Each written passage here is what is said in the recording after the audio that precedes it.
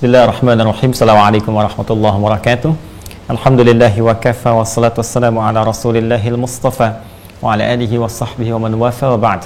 Fa ya ahbaballahi wa ahbaba rasulihi sallallahu alaihi wasallam, usi nafsi wa iyyakum bi taqwallahi faqad fazal muttaqun. Fala tamutunna illa wa antum muslimun. Faqala ta'ala ya ayyuhalladzina amanu taqullaha haqqa tuqatih wa la tamutunna illa wa antum muslimun. Saudara-saudariku dimanapun Anda berada, Alhamdulillah berjumpa kembali dalam kajian Madrasah Al-Imam Al-Bukhari. Sekarang kita sudah masuk di hari ke-11, Masya Allah, di bulan Ramadan. Semoga Allah Subhanahu Wa Ta'ala berkenan menerima seluruh ibadah yang telah kita tunaikan, siam kita, Masya Allah, qiyam kita, dan berkenan pula mengabulkan doa-doa terbaik yang kita panjatkan. Semoga kita diampuni oleh Allah Subhanahu Wa Ta'ala, dirahmati, dan diberikan yang terbaik dalam kehidupan kita, insya Allah. Pada pertemuan kali ini kita akan lanjutkan kembali dalam kajian Madrasah Al-Imam Al-Bukhari. Ini kitab yang saya gunakan untuk membahas hal-hal spesifik terkait dengan petunjuk Nabi Sallallahu Alaihi Wasallam terkait berkelindan dengan penunaian ibadah puasa Ramadan kita. Dan ini kita dapatkan insya Allah dalam kitab As-Shaum karya Al-Imam Al-Bukhari di kitab ke-30. Ini yang biasa kita kaji. Ya, jadi saya ingatkan kembali di kitab Al-Imam Al-Bukhari ada 97 tema besar yang disebut dengan kitab, ya, dari mulai kitab Bad'il Wahyi, kitab permulaan turunnya wahyu yang menegaskan kepada kita bagaimana ciri-ciri seorang itu sebagai nabi, gitu kan? Cirinya bagaimana turun wahyu dan sebagainya, sehingga bisa diketahui kalau ada orang-orang mengklaim misalnya nabi dan sebagainya, apakah dia punya ciri-ciri ini atau tidak. Kalau tidak bisa kita tepikan, ya, dan tegas kalimat Nabi SAW mengatakan la nabiyya ba'di, tidak ada nabi setelah saya, gitu kan? Jadi kalau ada orang mau ngaku Nabi ke-26, 27, 28 kan, dan sebagainya, itu bisa kita tepikan seketika, ya, dan tidak usah terlalu pusing dengan persoalan itu. Karena itu pentingnya mengaji, ya, hadis Al-Imam Al-Bukhari salah satunya untuk menguatkan keyakinan kita dan meyakini bagaimana Rasulullah SAW diutus untuk memberikan petunjuk kebaikan kepada kita. Kemudian ada Kitabul Iman, tema tentang iman, penguatan iman. Ada orang sering bertanya bagaimana kok iman saya suka naik turun kalau sedang naik semangat ibadah. Ya, kalau turun kemudian, ya, jangankan sholat sunnah, fardu pun kadang-kadang terlambat, kan? Nanti ada 57 hadis di Kitabul Iman ini yang membantu kita bagaimana konsisten pada satu amalan yang bisa menaikkan iman kita dan menjaga supaya tidak turun. Nanti ada Kitabul Ilmi tentang ilmu, bagaimana belajar yang efektif, mengatur waktu, kan? Sering orang banyak tanya, Ustaz, bagaimana cara belajarnya, mengatur waktunya dan sebagainya. Nabi sampaikan. Dan apa yang Nabi isyaratkan pada kita itu yang terbaik dibandingkan dengan metode yang manusia banyak sampaikan, kan? Karena dari Nabi itu pasti petunjuk wahyu.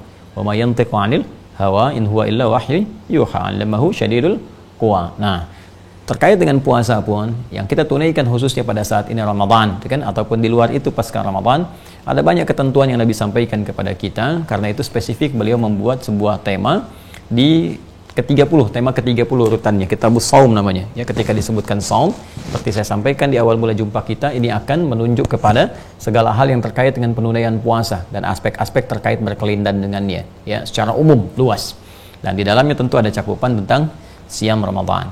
Alhamdulillah di pertemuan kemarin kita sudah sampai belajar ke 8 hadis, ya, sampai bahkan 9 hadis. 9 hadis sampai nomor hadis 1899, yaitu di urutan awal sampai akhir. Kemudian di Kitabus Shaum sendiri sudah sampai ke 9 hadis kita dapatkan di bab yang kelima. Ya, kemarin kita belajar apakah disebut Ramadan saja atau bulan Ramadan. Hal yuqalu Ramadan atau syahr Ramadan. Dan kita telah terangkan, ya, bahwa boleh menyebut secara luas Ramadan atau bulan Ramadan, atau syahr di sana menunjuk kepada segala hal yang populer yang menunjukkan satu keistimewaan atau kekhususan di bulan itu. Jadi boleh kita menyebut misalnya bulan Maghfirah, bulan suci Ramadan, bulan penuh rahmat, bulan turunnya malam Al-Qadar. Itu boleh, sah. Dan itu menghadirkan motivasi kepada kita. Jadi bukan sekedar menyebut. Ya, walaupun disebut bulan Ramadan, seketika kalimat Ramadan harus menghadirkan kesan kepada kita. Berasal dari kata ramda, ya, atau ramada, sesuatu yang membakar, ya, tarik yang panas, yang seakan memberi kesan kepada kita dengan penambahan alif dan nun di ujungnya Ramadan, bentuk superlatif, sighah mubalaghah, memberikan kesan bahwa akan banyak ampunan Allah berikan yang membakar dosa-dosa kita, ya, pada saat Ramadan ini. Nah, seperti apa keterangan terkait apakah seorang seketika dengan puasa bisa dibakar kemudian dosa-dosanya, digugurkan kesalahan-kesalahannya? Nah, itu tentunya ada rumus dari Nabi Sallallahu Alaihi Wasallam. Karena itu kita akan bahas di pertemuan kali ini, masuk pada bab berikutnya, bab yang ke-6, ya, bagaimana puasa kita bisa berkualitas. Dan dengan kualitas itu bisa menggugurkan dosa-dosa kita, membakar kesalahan-kesalahan kita seperti sinar mentari yang sangat terik, membakar benda-benda tertentu sampai habis seketika. Ya. Nah, jadi saya tidak menginginkan kita hanya menyebut atau tahu, karena dalam istilah syariat termasuk kata-kata itu punya makna. Nggak ada dalam Islam yang hampa makna, itu nggak ada. Ya, even itu terkait dengan waktu sholat misalnya. Pernah saya katakan, ya nama-nama sholat itu ada artinya. Nama-nama sholat ada artinya. Dan penetapan nama untuk ibadah pun ada artinya. Kenapa ini A, kenapa ini B, kenapa bacaannya begini, selalu ada makna.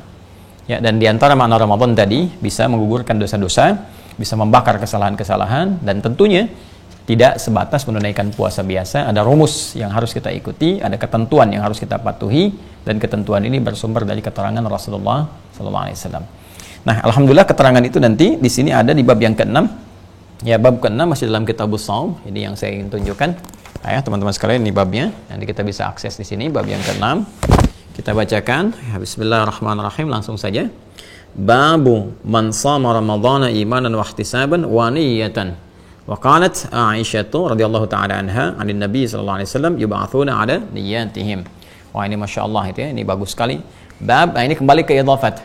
Ya, kalau sebelumnya kan ada perpaduan nih, kadang idhafat, bab wujubi shaumi Ramadan, ya, dalil, bab tentang dalil diidhafatkan ke situ untuk menunjukkan satu pengetatan, ya, dalam tema yang akan disampaikan, seakan-akan segala ibadah itu terikat dengan dalil, dengan ketentuan. Kemudian ada lagi yang menggunakan bentuk mubtadanya mahdhuf, seperti babun, ya kan, as-siyamu kafaratun. Jadi di situ hadza babun as-siyamu kafaratun, untuk menunjukkan sifat bagaimana puasa itu memiliki keistimewaan yang bisa menjadi kafarat dari dosa-dosa kecil yang pernah kita lakukan. Nah, ini lebih umum di sini. Dia idhafatkan lagi babuman. Jadi langsung idhafat. Kalau idhafat itu disandarkan, jadi punya kekuatan hukum yang mengikat. Ya, seperti kalau kita katakan misalnya baitun, rumah umum, kan? Tapi kalau kita katakan baitu Ahmad, maka rumah ini diikat, ya, kepemilikannya kepada Ahmad, terikat sesuatu yang kuat. Jadi kita nggak bisa klaim ini rumah saya, boleh masuk seenaknya, nggak bisa. Ya, ada hukum-hukum yang berlaku di situ.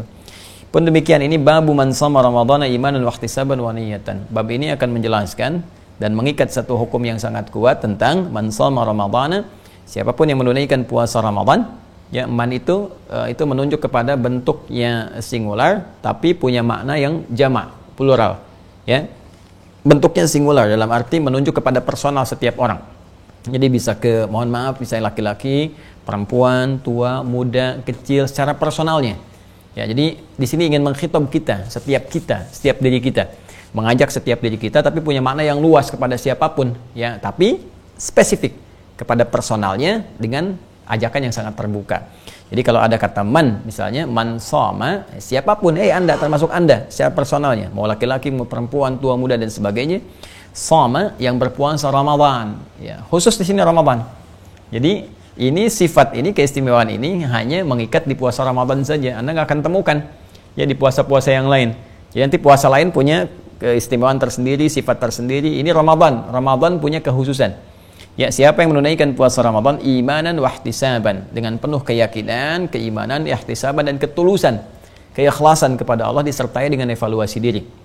Jadi ihtisab itu mengandung arti bukan hanya sesuatu yang tulus, yang dikerjakan dengan murni ya karena Allah, tapi juga mengandung sesuatu yang dievaluasi, diperbaiki, ya kan?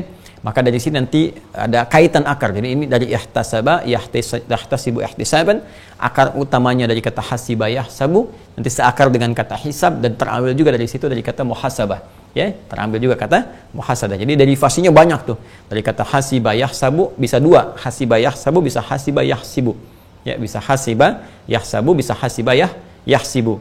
Dari situ nanti bisa hasaba yuhasibu. Ya, jadi muhasabah. Kemudian jadi bisa ihtasaba yahtasibu, akarnya dari kata hasiba, menghisab, menghitung. Ada ilmu hisab, ya, ilmu hisab, menghisab tentang awal mula Ramadan, akhirnya awal mula Id, Dain, Idul Fitri, Idul Adha. Itu ilmu hisab, astronomi, itu hitungan yang sangat kompleks. Nah, lebih kompleks lagi hisab kita di hadapan Allah Subhanahu wa taala kelak. Proses kita berupaya menghisab diri, memperbaiki diri sebelum kembali kepada Allah, sehingga menjadikan semua ibadah kita tulus karena Allah Subhanahu wa taala dan menepikan yang kotor-kotornya, itu disebut dengan ihtisab. Ya, ihtisab. Jadi di sini Al-Imam Al-Bukhari memberikan kisi-kisi di bab hadisnya, bab man shama ramadhana imanan wa ihtisaban. Bab yang menjelaskan tentang orang yang puasa Ramadan dan dia lakukan dengan keimanan. Jadi bukan puasa biasa. Satu, kerjakan di bulan Ramadan. Kedua, dia kerjakan dengan iman, yakin betul ya dengan puasanya ini sebagai perintah dari Allah Subhanahu wa taala. Jadi kalau sudah iman, ya maka ada komitmen keyakinan yang dibuktikan lewat amal saleh. Nanti kita teruskan ya dalam pemaknaannya. Kemudian wahtisaban dilakukan dengan ikhlas, sungguh-sungguh, dengan berevaluasi, wa niyatan, dan meluruskan niatnya, ya, meluruskan niatnya karena Allah. Wa qalat Aisyah radhiyallahu taala anha, dan sebagaimana komentar Sayyidah Aisyah, ya Ummul Mukminin, semoga Allah meridai kepada beliau, dari Nabi sallallahu alaihi wasallam, dari Nabi sallallahu alaihi wasallam, komentar ini disampaikan bersumber dari Nabi sallallahu alaihi wasallam, yub'atsuna ala niyyatihim. Jadi semua umat Nabi Muhammad SAW, termasuk umat manusia keseluruhannya, terutama insan beriman, akan dinilai oleh Allah Subhanahu wa taala bagaimana pekerjaannya berhasil atau tidak, diridhai Allah atau tidak. Semuanya itu saat kita dibangkitkan akan diukur berdasarkan niatnya. Ya deh, berdasarkan apa? Niatnya. Boleh jadi ada orang rajin puasa kan, rajin sholat, rajin bahkan umroh dulu hampir tiap bulan sebelum pandemi, tapi niatnya beda. Bukan karena Allah, maka nggak punya nilai di hadapan Allah. Ya. Nah, ini baru judul. Biasa Imam Al-Bukhari suka ngasih kisi-kisi itu. Sebelum masuk ke hadisnya dikasih dulu itu. Ya, kalau kita kan sekarang itu ditempatkan oleh kita misalnya di mana? Di selain subtema juga ada di daftar isi kan. Jadi kalau nyari hadis nggak susah. Ya, jadi begitu pengen nyari hadis kan, kalau hadis yang masih umum, nggak ada topik tertentunya, oh kita gimana ya nyari hadisnya, masih banyak nih. Tapi kalau kemudian kita pengen langsung temanya, langsung ketemu ke bawahnya, lebih gampang. Ya, jadi ada nanti Mu'jamul Fahras fi Al-Fadil Hadis, karena Wensing itu orang orientalis, dia minta bantuan ya pada salah satu orang Arab, orang Islam untuk bisa bikin indeks hadis, yang bikin orientalis itu besar ininya, tapi mesti hati-hati juga karena ada beberapa racunnya dalamnya. Itu yang Mu'jam ini indeks pertama untuk menunjukkan kepada hadis ya secara manual. Jadi nyari dari huruf A apa gitu kan. Nah, baru dirujuk lagi ke kitabnya, di mana ditemukan, ya, di mana ditemukan dan seterusnya. Sekarang udah pakai komputerisasi lebih gampang. Gitu. Tapi di sini Imam Al-Bukhari mengajarkan pada kita cara nyusun sesuatu dengan mudah. Ya, kalau kita ingin informasikan pada orang lain babnya tentang ini nih, kamu cari ini, hadisnya ini, ya. Baik. Bismillah, yuk kita bacakan hadisnya. Nomor hadis 1901 dari urutan pertama sampai ke sini. Qala haddatsana Muslim ibn Ibrahim, haddatsana Hisham, haddatsana Yahya an Abi Salamah an Abi Hurairah radhiyallahu taala anhu. Rawi terakhirnya yang terhubung kepada Nabi sallallahu alaihi wasallam adalah sahabat Abu Hurairah, Abdurrahman bin Sakhr, yang sudah saya pernah kisahkan. Anin Nabi sallallahu alaihi wasallam, hadisnya disampaikan dari Nabi sallallahu alaihi wasallam. Qala, beliau bersabda, "Man qama lailatul qadri imanan wa ihtisaban, ghufira lahu ma taqaddama min dhanbi. Wa man shama ramadhana imanan wa ihtisaban, ghufira lahu ma taqaddama min dhanbi." Ya, diriwayatkan juga oleh Imam Muslim, nomor hadis 760. Nah, ini sesuatu yang sangat menarik teman-teman sekalian. Jadi nanti di sini ada hal yang penting kita garis bawahi. Pertama, Nabi menyampaikan man qama lailatul qadri. Ya, yang senafas dengan ini nanti ada redaksi man shama ramadhana, ya, yang terusannya, yang malamnya man qama ramadhana. Jadi senafas dengan ini man qama ramadhana. Ini spesifik man qama lailatul qadri. Yang kita garis bawahi dulu kalimatnya imanan wa ihtisaban, ghufira lahu ma taqaddama min dhanbi. Kemudian wa man shama ramadhana imanan wa ihtisaban, ghufira lahu ma taqaddama min dhanbi. Saya ingin ambil dari bagian yang kedua dulu. Perhatikan baik-baik. Di sini ada dua lafaz yang sangat penting. Satu amalan, ya, amal bila kita kerjakan. Yang kedua, teman-teman sekalian, apresiasi yang Allah berikan, hasil dari amalan ini, buahnya apa? Ya, jadi kalau kita menanam sesuatu, ada buah bisa kita nikmati, gitu kan? Nanam pohon mangga, keluar mangga, kan? Kita nikmati dan seterusnya. Nah, asal jangan dikotori. Anda kotori tanamannya, terus Anda ganggu tanamannya, itu nggak akan tumbuh buahnya, bahkan bisa hancur tanamannya. Begitu pula amal saleh. Ya, kita mengerjakan satu amalan, kita pupuk dengan benar, keluar buahnya. Nah, saya ingin dari buahnya dulu yang kita dapatkan. Ada satu hal yang sangat dahsyat di sini yang mengikat Ramadan saja. Jadi adanya cuma di Ramadan. Di luar Ramadan sulit kita temukan. Ya, dengan amalan ini ya, dengan amalan ini. Walaupun mungkin peluang yang lain bisa kita dapati. Apa itu? Ghufira lahu ma taqaddama min dhanbi. Akan diampuni oleh Allah ma segala. Jadi kalau sudah ma itu nggak ada batas. Ma itu apa? Nggak ada batas. Jadi isim mausul menunjuk pada satu keadaan, sifat atau benda, itu yang sifatnya nggak ada batasan, sepanjang nggak dibatasi. Kalau kita batasi ya sudah. Ya, ana uridu ma yakunu fi hadhil qa'ah. Ya, saya pengen segala hal yang ada di ruangan ini, cuma di ruangan ini saja, di luar ruangan ini saya nggak pengen. Itu pembatasan. Ya, atau kalau kita katakan misalnya lebih luas, ana uridu ma fil mabna, saya pengen semua yang di gedung ini. Ya kan? Maka semuanya tanpa kecuali. Di sini teman-teman sekalian, di sini Nabi sampaikan ghufira lahu ma taqaddama min dhanbi. Ya, ada apresiasi yang Allah berikan lewat lisan Nabi sallallahu alaihi wasallam ada kondisi di bulan Ramadan, itu semua dosa yang telah berlalu sampai di titik kita puasa itu diampuni dosa. Allahu Akbar. Ya, dan gak ada orang gak punya dosa. Mustahil orang gak punya dosa, mustahil. Bahkan sampai hari ke-11 Ramadan ini. Ya, mustahil orang gak punya dosa, pasti ada aja. Nah, jadi kalau kita tarik sampai ke detik ini kita puasa. Sekarang ini hari Jumat, ya kan? Hari Jumat sudah jam 14 lewat, sekarang di jam saya 26 menit, 14.26, ya kan? Sampai detik ini kalau kita melakukan amalan ini, Anda kerjakan amalan ini. Oh, kalau di YouTube kerjakan ini, dosamu diampuni. Kerjakan ini, rizkimu mengalir, itu kan? Itu kan cuma tulisan orang bikin aja. Nih, ini benar-benar dari hadisnya. Anda amalkan ini, detik ini, ya kan? Diamalkan dengan benar dan sesuai dengan petunjuk ya Nabi SAW, maka ada peluang besar Allah berkenan mengampuni semua dosa yang pernah kita kerjakan. Tinggal bagaimana cara kita memohon kepada Allah supaya ampunan itu turun. Nah, kapan itu waktunya? Ini yang kita baca. Ya, yang pertama, ini yang paling dahsyat teman-teman sekalian. Man qama lailatul qadri. Siapa yang bisa membangun mendirikan ibadah di malam al-qadar. Ini ada dua redaksi yang penting ya. Nanti ada redaksi lain, man qama ramadanan. Siapa yang bangun di setiap malam Ramadan, menghidupkan malam Ramadan. Ya, menghidupkan malam Ramadan. Biasanya kalau sudah qama qiyam itu diisi dengan salat. Makanya kita coba berlatih dengan tarawih yang kita tunaikan, ya. Dari mulai ba'da isya itu. Kalau kita bisa hidupkan lagi malam harinya, misalnya jeda setelah kita menunaikan tarawih dan malamnya bangun lagi, walaupun cuma 2 rakaat, terus di situ kita mengerjakan amalan, nanti kita akan lihat amalannya, ya. Kita lakukan dan sebagainya, ada peluang kita mendapatkan malam al-qadar. Jadi kalau kita padukan dua hadis, hadis pertama man qama lailatul qadri, hadis yang kedua man qama ramadhana, ya kan? Siapa yang bangun malam al-qadar, bagaimana dapat al-qadar itu? Rumus cepatnya dari Nabi, bangun aja setiap malam Ramadan. Ya kan? Memang nanti ada spesifik di hadis Muslim terutama, spesifik memburu malam al-qadar di 10 malam terakhir. Ya, karena sering datangi di malam-malam yang terakhir, 10 malam terakhir. Tapi kalau Anda pengen dapatkan, nggak ingin luput, rumus Nabinya cepat sekali. Setiap malam Ramadan bangun. Ya, bangun malamnya. Ya nggak harus sepanjang misalnya malamnya, tidak harus begitu juga. Anda bisa istirahat dulu, ya kan?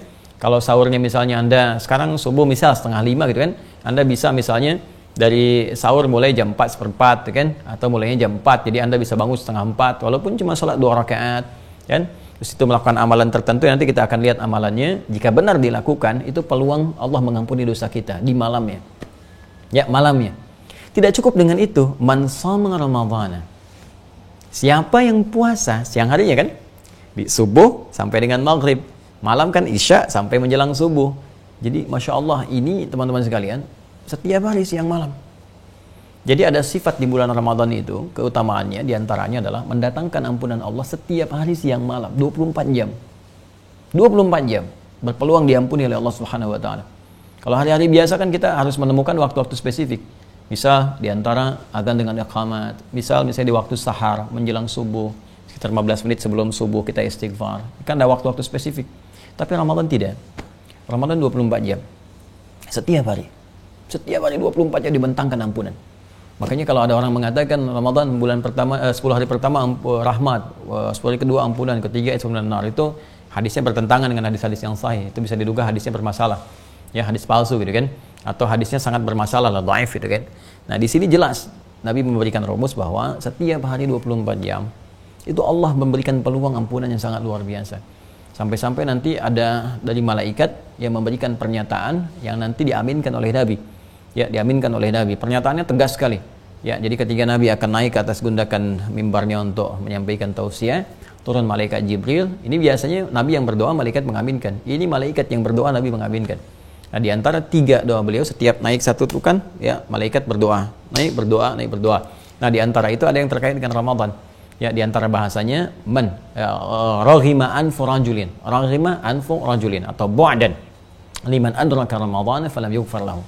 Ya, raghima anfu rajulin, sungguh jauh, ya, sungguh sangat disayangkan, sungguh jauh dari rahmat Allah Subhanahu wa Ta'ala, sungguh mengecewakan.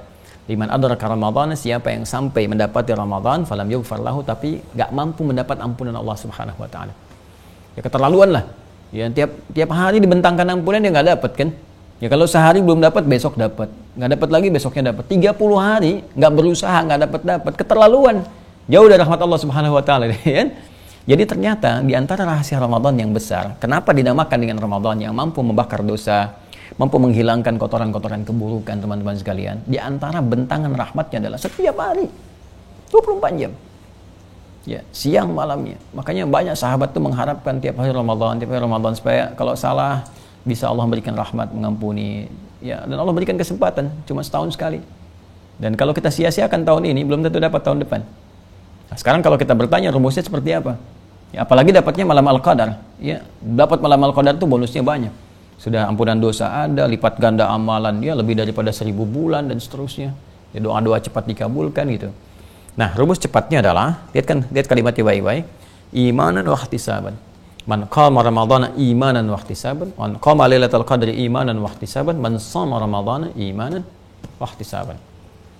Nah, kata iman itu enggak sebatas diterjemahkan dengan terjemahan dilakukan dengan keimanan kepada Allah.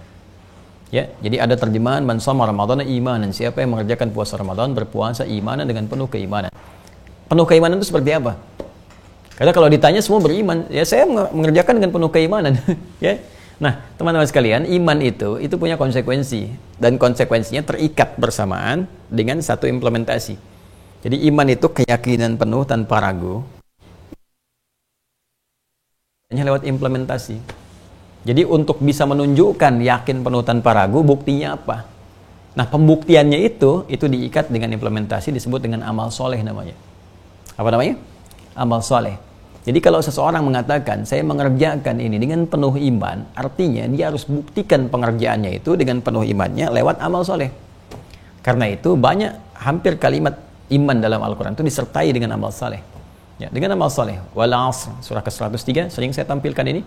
Wal 'asr innal insana lafi khusr illa alladziina amanu wa 'amilus shalihat. Kan? Amila salihan. Jadi setiap mengatakan amal, ya, iman, amal soleh. Iman, amal soleh. Ya, bahkan nanti dirinci, termasuk nanti ada rincian apa saja amal solehnya itu. Ya, termasuk puasa dibuka dengan kalimat iman. Ya ayyuhalladzina amanu kutiba alaikumussyam. Ya kan?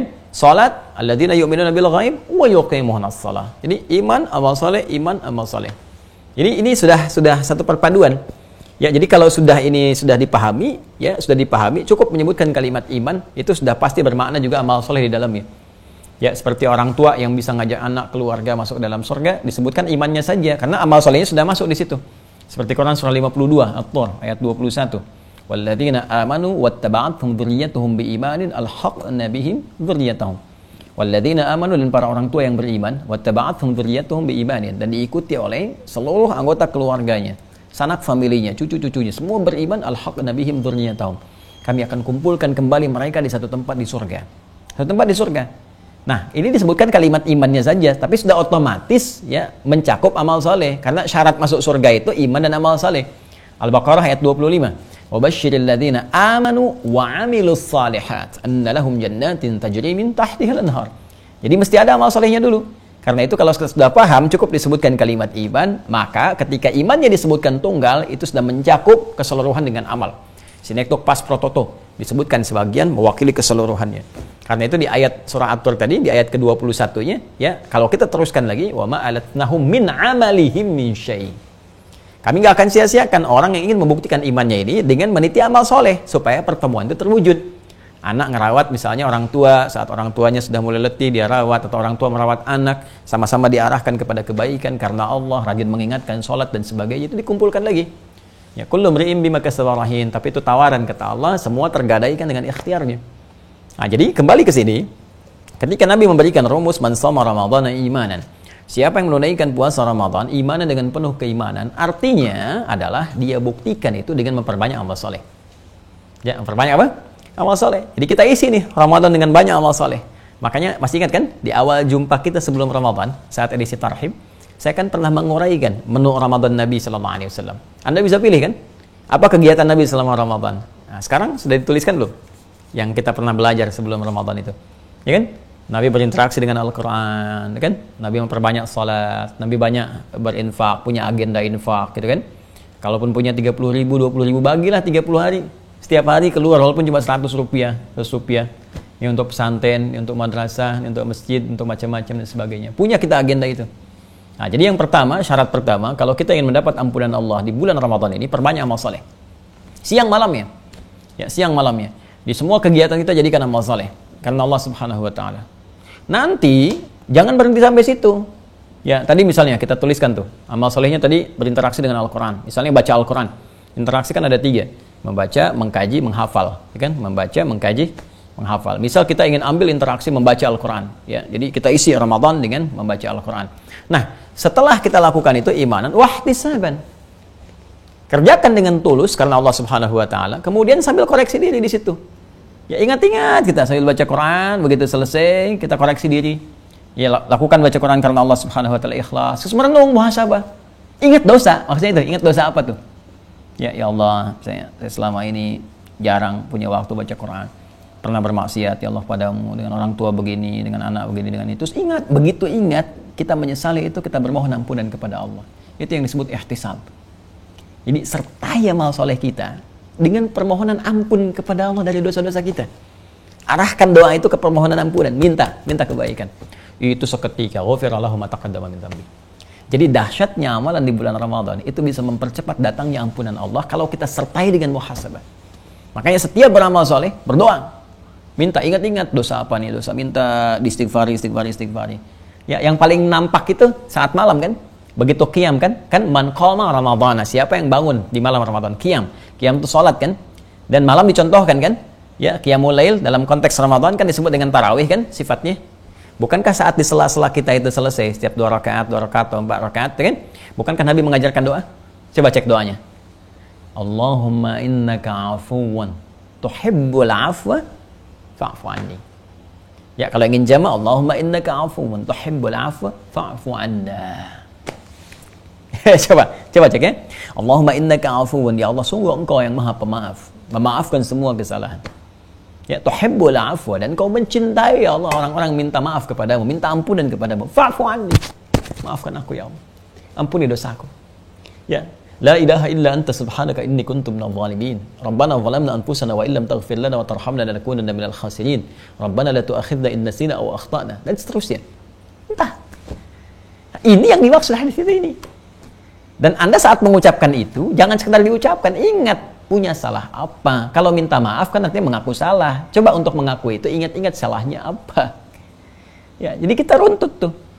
Ya, misalnya ini sekarang siang nih, tadi malam ini sampai jam sekian nih. Sekarang jam berapa nih? Ya, ini sudah mau jam 14, udah mau 40 ya, jam 3 PM, ya 3 sore kurang 20 menit. Coba ada nggak orang nggak berbuat dosa dari sahur tadi sampai ke sekarang? Mustahil kan? Terus Anda beramal soleh, ini kita membahasnya amal soleh. Ya, selesai ini jangan dibiarkan. Jangan dibiarkan. Ada yang ngaji sekarang kan, selesai ngaji jangan cuma ditutup, sadaqallahul azim, tutup tidak. Minta kepada Allah ampunan. Minta. Ingat-ingat dosa apa nih hari ini kerjakan, istighfar, minta ampun, minta maaf, ya kan? Minta diperbaiki oleh Allah Subhanahu wa taala. Terus nanti yang paling enak malam hari bangun, dirujuk ke belakang salah apa.